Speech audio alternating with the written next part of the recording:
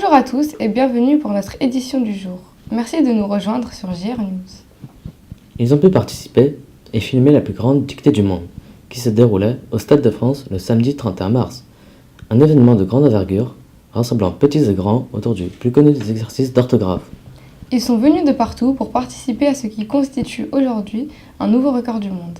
Travailler en s'amusant, un challenge que 3000 participants ont su relever tout en profitant de ce bel écrin qu'est le Stade de France. Un reportage réalisé et monté par Wani Zegaou, Jasmine Fulcran, Luis Montiero et Aïssata Sow. Un concept original et 1500 personnes attendues pour cette dictée géante organisée au Stade de France.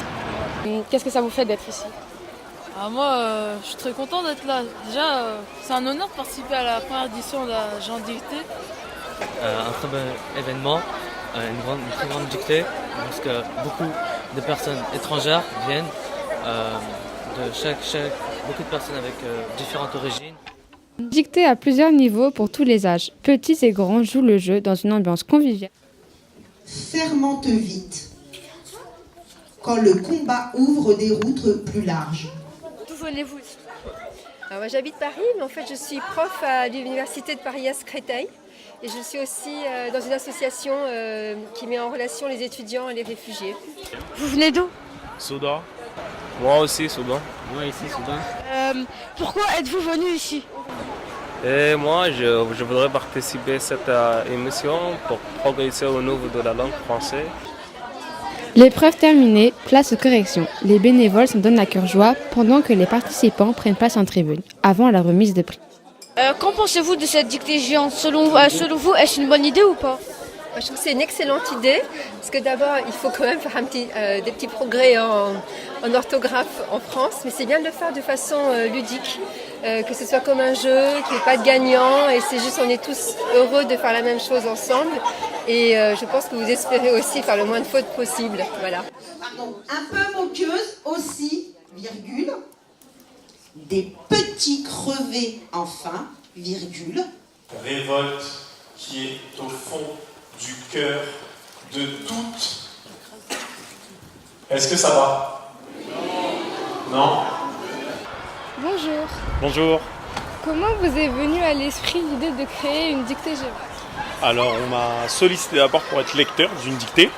J'ai donc fait la lecture de cette dictée et j'ai découvert qu'en fait on pouvait se retrouver autour d'une dictée, prendre du plaisir, se poser des questions, et j'ai enchaîné pratiquement 150 dictées. Pourquoi au Stade de France ? Emblématique parce que le Stade de France, je pense que vous le connaissez, c'est le lieu où la Coupe du Monde 98 s'est déroulée et l'équipe de France a gagné. C'est un lieu où il y a énormément de concerts et c'est un lieu aussi qui est implanté dans le 93, un département, un territoire cher à mon cœur. Le peu qu'il sait, point final. L'épreuve terminée, place aux corrections. Les bénévoles s'en donnent à cœur joie pendant que les participants prennent place en tribune, avant la remise de prix.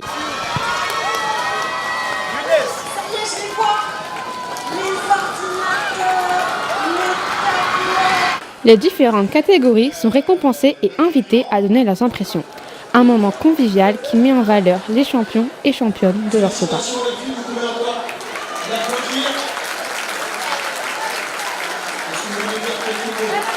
Est-ce que vous avez aimé la dictée ? Moi, j'ai aimé, mais je suis un peu déçue quand même. Mais bon, je me suis quand même amusée.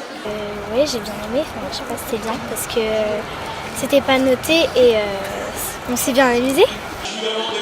Un nouveau record du monde et une langue française qui a de beaux jours devant elle. Merci à tous d'avoir regardé cette édition du jour. J'espère qu'elle vous a plu.